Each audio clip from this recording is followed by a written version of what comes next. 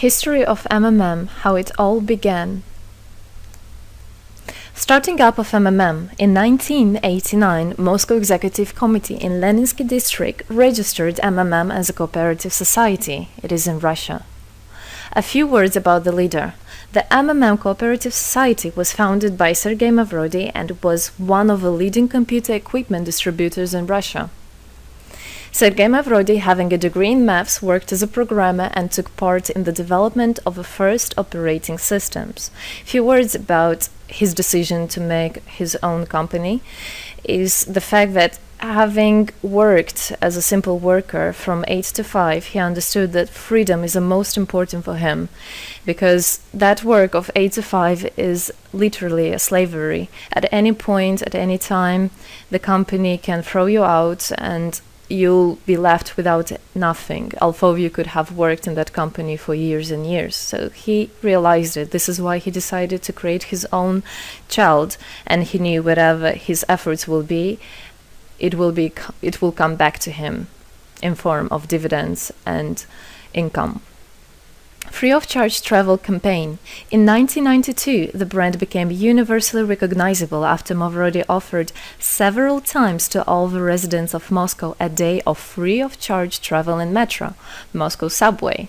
Pretty smart. Birthday of MMM. On October 20, 1992, the joint stock company MMM was registered. In fact, it is a birthday of MMM in the traditional form in which people got used to consider it. The shares of MMM on sale. February 1st, 1994, the shares of MMM went on sale, and people immediately began to buy them. Moreover, the company willingly bought them back on a new, higher rate, which grew very fast at about 100% per month. The company's principle today is always more expensive than yesterday worked perfectly. Few words about that. Why did he do that? As you might know, in 1991, the Soviet Union fell. So if until at the time of the Soviet Union, everything that there was in the country, like properties, different companies, or whatever that was bringing some goods, was national.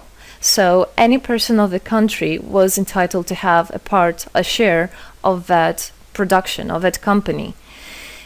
Everybody was equal. But when the Soviet Union fell, what it meant is that all the companies, all the properties had to be privatized. So you can imagine there is a company, a huge company.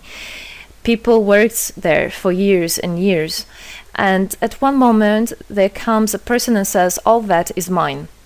Yes, this was the case. And obviously that information, that laws about the fact that it was possible to privatize was kept only for a small group of people for obvious reasons. So a simple worker who worked in that company for years and years or all his life didn't know he can actually come and say by law that that is his.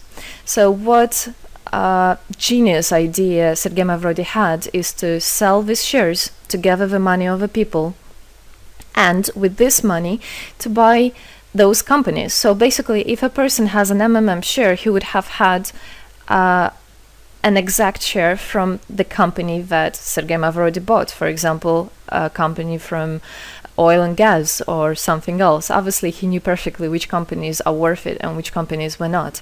There was quite a battle there. So as you can see, his idea was great, but let's see what happens. Government is trying to hinder MMM's activities.